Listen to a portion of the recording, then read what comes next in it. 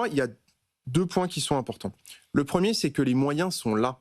C'est pas vrai qu'on manque d'investissement public. On est aujourd'hui, si on regarde les grands pays de la zone euro, le premier grand pays de la zone euro en termes de dépenses d'investissement public. C'est 2 points de plus que l'Espagne et les Pays-Bas, 1 point de plus que l'Allemagne.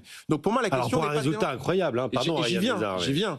Pour moi, la question n'est pas de savoir s'il faut en mettre plus ou moins. La question est de savoir comment on dépense cet argent. Et en l'occurrence, il est mal utilisé et sans doute pas assez d'investissements entre guillemets verts et trop d'investissements qui sont peut-être moins utiles au pays. Je vais vous donner peut-être 3 exemples de projets qui, pour moi, illustrent cette responsabilité collective. Premier exemple, c'est le fameux exemple de la gare de Nantes. Oui.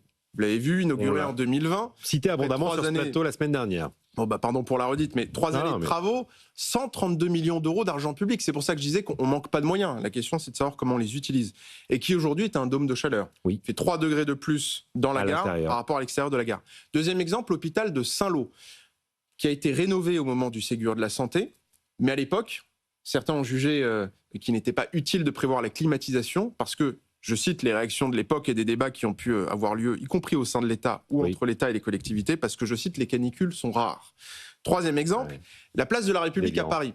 Réaménagée il y a plus de 10 ans, en 2014, ça a coûté 24 millions d'euros que du béton. Il y a moins de végétalisation après qu'avant les travaux. Voilà 3 exemples qui illustrent la manière dont on utilise mal l'argent public en France. Donc pour moi, la responsabilité, elle est collective. L'État doit planifier et prioriser. Les collectivités et les opérateurs doivent faire les bons choix lorsqu'ils sélectionnent des projets. On pourra revenir sur l'exemple des écoles, mais pour moi, c'est l'exemple typique qui relève moins d'un manque d'argent public que d'un mauvais usage de cet argent public. Bon, voilà, ce que nous dit Ryan, François Écal, c'est il y a de l'argent et on fait n'importe quoi avec.